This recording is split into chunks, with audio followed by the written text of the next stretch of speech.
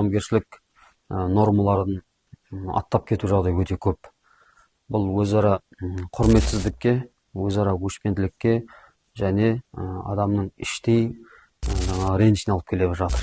Ақпараттың толассыз бір адресатқа келуінің салдарынан ол субъект оны көтере алмай, сондай бір өз-өзіне зиян беретін шешімдер қабылдауға алып бара жатыр. Бұл шынымен де проблема, ол үлкен мемлекеттік деңгейге дейін көтерілді қазір.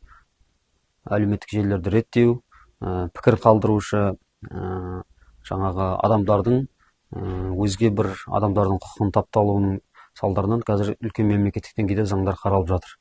Ол тезірек қабылдану керек, өйткені мынау әлеуметтік желілерге бір адам құқығын сақтау бойынша бір синтез жасалмаса, тезірек шешімдер қабылданбаса және лайықты жаңағыдай жазаларды қолдану қажет.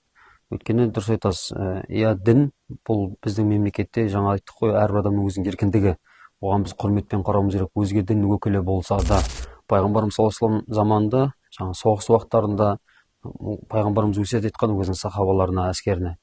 Өзге дін өкілдерімен соғысқан кезде де, сондай кезеңдерде олардың ғибадатханаларын бұзбаңдар деген. Олардың жаңа шіркеудің немесе қандай да бір қызметкерлері болса, сол ғибадатханаларын оларға тиіспеңдер, қарттар мен балаларға тиіспеңдер, алдыңызға келген жаумен соғысыңдар деген секілді, оның да өзінің мәдениеті бар соғыстың да негізі. Сондықтан бұл жерде нені білдіреді? Өзге дін өкілдеріне құрметпен қарауды білдіріп жатыр. Өйткені ертең оның екінші таяқтың ұшында болады, ол сізге қайтып келеді. Сіз біреуді боқтаса, екінші адам мені боқтады екен деп, ол да боқтауы мүмкін.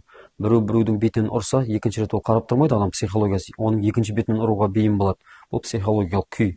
Сол себептен бұл жерде адамдардың, әсіресе мынау ислам дінінің құндылықтарына үйде отырып мен ешкім байқамайды, мен жаза салайын деп жазушылар көбейіп бара жатыр. Менің ойымша осындай мемлекеттік деңгейде бір-екі жазалау шаралар қолданса, халық заңнан бірден жаңағыдай бас тарта алады, қорқады негізі. Бізде қазір құқықтық механизмдер қолданбай жатырмыз. Неге? Тіпті керек десеңіз, діни алауыздық туралы қылмыстық кодексте бап бар арнайы. Яғни әкімшілік құқық бұзушылар кодексте де бап бар бұл туралы. Діни алауыздықты жаңа қоздыру баптары қарастырылған. Сондықтан меніңше құқықтық жағынан да механизмдер қарастырылған бар, оны қолданбай жатырмыз кейде.